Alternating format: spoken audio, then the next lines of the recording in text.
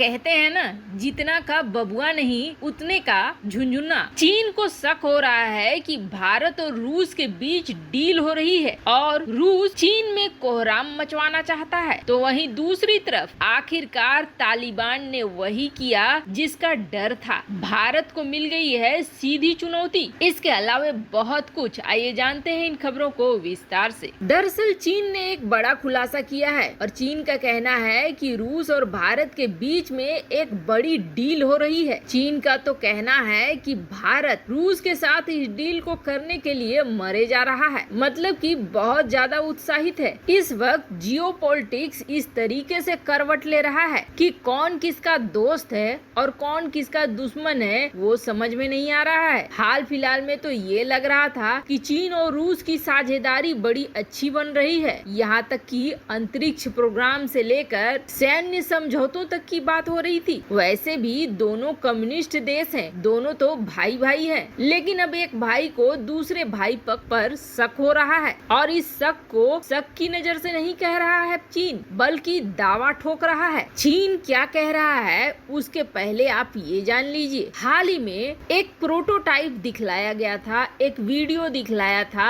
रूस की तरफ से कि कोई एक नया लड़ाकू विमान आ रहा है और कितनी बेसब्री से इंतजार कर रहे हैं अलग अलग देशों के पायलट, जिसमें वियतनाम के भी हैं, भारत के भी हैं, यूएई के भी हैं। आपको बता दें इस पूरी वीडियो में सेंटर पे था भारत का पायलट, यानी कि पूरा सारा कुछ भारत पर बहुत ज्यादा केंद्रित किया गया और इसे नाम दिया गया चेकमेट कि ये चेकमेट है, सिंगल इंजन वाला है और स्टील्थ फाइटर जेट है। जो सुखोई 57 की परियोजना थी, ठीक उसके उलट ये सुखोई 75 है। अब जरा इसके बारे में भी एक पॉइंट जान लीजिए। ये जो ऑफर किया गया है ये 2023-24 में फाइनलाइज होगा और 26-27 में इसकी प्रोडक्शन शुरू होगी। एक तो ये बात रही। दूसरी बात ये है कि एक वक्त था जब रूस ने ये कहा था कि अमेरिका सिंगल इंजन वाले अपने हथियारों को बेचकर अपने ग्राहकों को बेवकूफ बनाता है, क्योंकि सिंगल इंजन वाले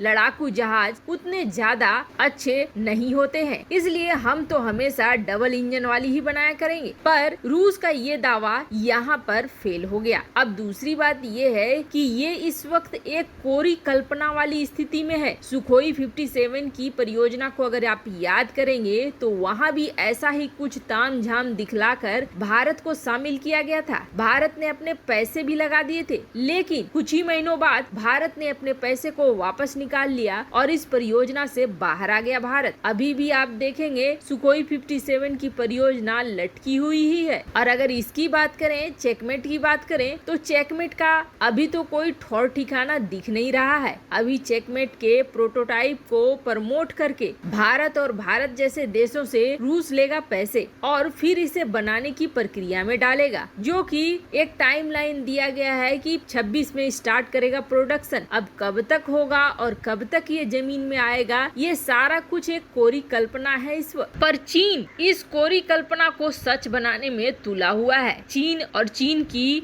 न्यूज एजेंसी बार बार इस बात को कह रही है कि दरअसल भारत और रूस के बीच में डील हुई है और ये डील चीन के खिलाफ है, क्योंकि लद्दाख और लद्दाख से लगती हुई सीमाओं पर चीन ने जैसे ही तनाव शुरू हुआ था अपने J-20 की तैनाती कर दी थी, जो कि एक स्टील्थ फाइटर जेट है, जबकि भारत के पास इसके जवाब में सिर्फ राफेल है जो कि 4.5 जनरेशन का है। ऐसे में रूस भारत की मदद करना चाहता है और J-20 के खिलाफ भारत को एक स्टील्थ फाइटर जेट देना चाहता है। यही वजह है कि इन दोनों के बीच में एक डील हो गई है और भारत को केंद्र में रखकर चेकमेट बना रहा है रूस। खैर, चीन के दावे तो वक्त आने पर ही पता चलेगा कि सही है कि गलत है, क्योंकि अभी तक तो चेकमेट एक कोरी कल्पना है और इसे लेना न लेना भारतीय वायुसेना और भारतीय सरकार पर निर्भर करता है। ऐसे में चीन को बार बार रूस के ऊपर शक हो रहा है। तो वहीं दूसरी तरफ तालिबान अब वो कर रहा है जिससे भारत को डर था। अफगानिस्तान सरकार ने भारत तक एक बहुत बड़ी खबर पहुंचाई है। अब जो खबर अफगानिस्तान की सरकार ने भारत तक पहुंचाई है, इसी का डर था और विशेषज्ञ इसी को लेकर बहुत ज्यादा चिंता कर रहे थे कि तालिबान के पावर में आने के बाद ऐसा ही कुछ होगा जो भारत भारत के लिए बड़ा ही खतरनाक होगा।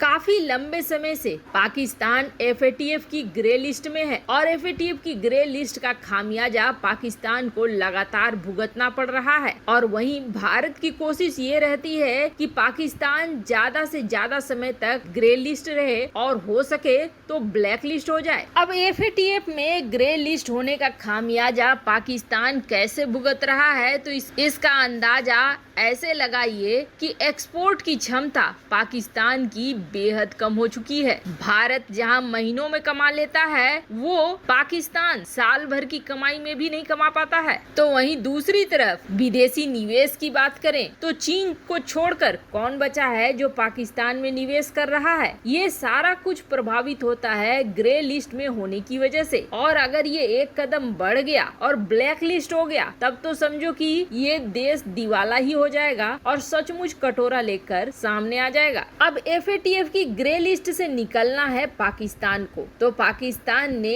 एक तीर से दो शिकार करने की सोची। एक तो अफगानिस्तान के रास्ते POK और POK से फिर भारत के कश्मीर में उत्पात मचाना, और दूसरा अपने यहाँ के जो बड़े आतंकी संगठन है उनको धीरे धीरे अफगानिस्तान में शिफ्ट करना। जैसे जैसे जिस जिन इलाकों में तालिबान मजबूत हो रहा है, वहाँ पाकिस्तान लश्कर-ए-तैयबा जैसे आतंकी संगठनों को भेज रहा है और ऐसे इलाकों में ये अपना गढ़ बना रहे हैं। अब पाकिस्तान ये चाहता है कि जितने भी ट्रेनिंग कैंप हैं आतंकियों के, ये सारा कुछ अफगानिस्तान में हो, ताकि पाकिस्तान के ऊपर ये लगा हुआ इल्जाम हट जाए कि वो अपने देश में आतंकियों का पनाहगाह बना रहा है और आतंकवादी गतिविधियों में शामिल है, जिससे ग्रे लिस्ट से उसे बाहर आने में मदद मिले। और आपको बता दें, इसका एक पूरा चक्र बना रहा है पाकिस्तान की फंडिंग भी अफगानिस्तान की तरफ से होगी ताकि कहीं भी उसका नाम ना आए। और दूसरा सबसे बड़ा